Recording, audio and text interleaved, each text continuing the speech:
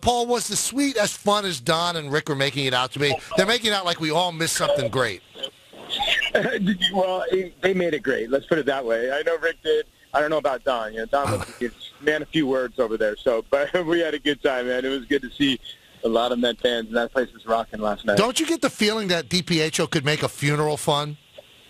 Yeah, he is one of those dudes. He's so versatile. He's one of those dudes you want to go to Vegas with.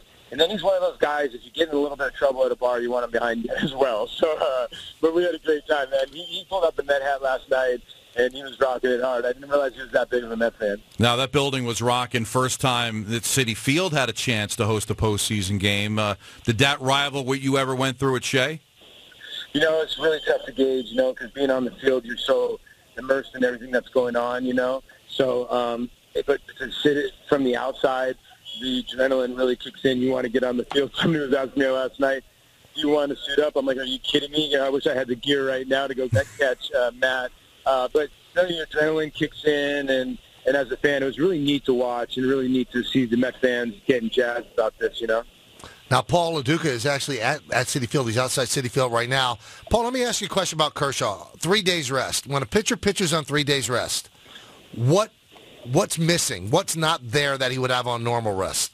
Well, it depends on each guy. Maybe his location a tiny bit. Obviously, Clayton can be dominant, and he's a 3-pitch pitcher. The thing you worry with him, if you're a Dodger fan, is he lives and dies with that slider. But, he died with it last year in the playoffs, Adams, the left-hander that took him deep for St. Louis. And sometimes that can not be sharp on 3 days. But a tired arm sometimes can help you out. It can make your ball be a little bit deader, your breaking stuff. So he might live a little bit more on his breaking stuff today. The thing is, the thing is the Dodgers have handled left-handed pitching well so far this series. Last night, that was huge for them, especially to be down 3 runs early and to come back and have the confidence level and the crowd behind them. So, to me, I, as a guy that's here rooting for the Mets as of right now, you don't want to get to Game 5 at Chavez Ravine, especially against Greinke. Paul, how do you handle it as a hitter? All right, the one instinct could be, you want to attack Kershaw early because once you fall behind in the count, you're dead. But you also want to work his pitch count because he's pitching on 3 days rest. So how do you attack it? He's a tough guy to attack. Now, they were aggressive, you're right, early. And I truly believe the second at-bat of that game, Game 1, could have turned the whole series around when David, those 12-pitch at-bats. Yeah. It made it the first inning a 17-pitch inning instead of it could have been a 7-pitch inning.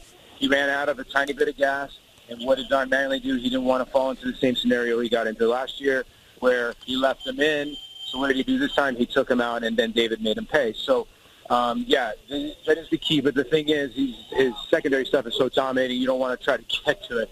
So I would think they'll stay aggressive, at least early in the game. I don't know how strong Clayton will be. He tends to sort of tire when he gets to that 90-pitch count. Maybe he'll tire a little bit more tonight, depending. But he obviously runs early, and these type of games are giant.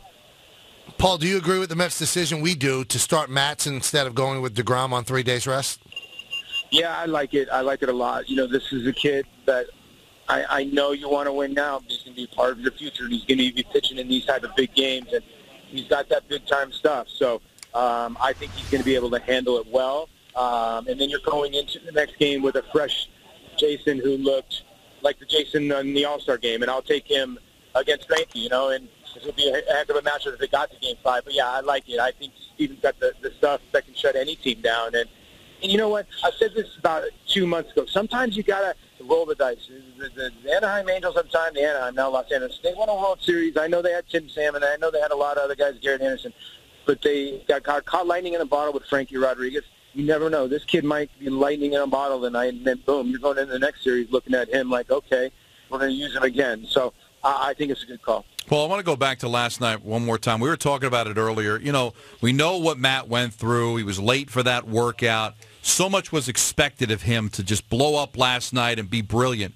And when he gives up those 3 runs in the second inning, if you're playing with him as a teammate, how do you feel when you're ace, when so much expectation's out there, and he falls short of it early? Can it be deflating?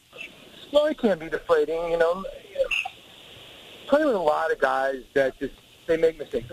I know Matt very well, and he is a good kid. I mean, he just made a couple of mistakes, and that's it. Did he mean to show up late? No.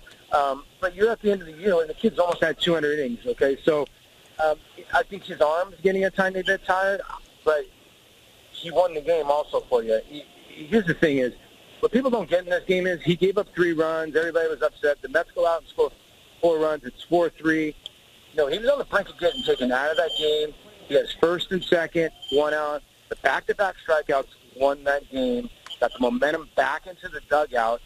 Through the 5 innings, sometimes you don't have your best stuff. And to me, he battled last night. And I thought that was a better start than maybe given.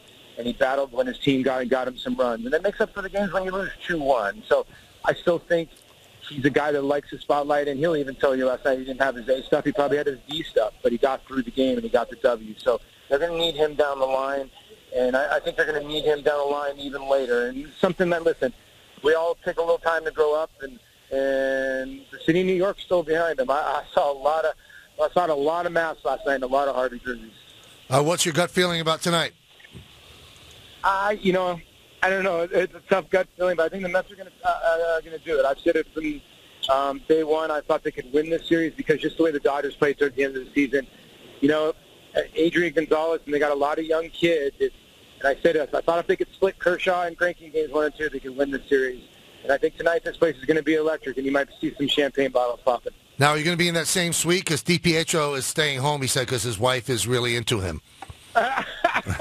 He's got a nice streak going. He's got a great streak. He says like he's made of chocolate.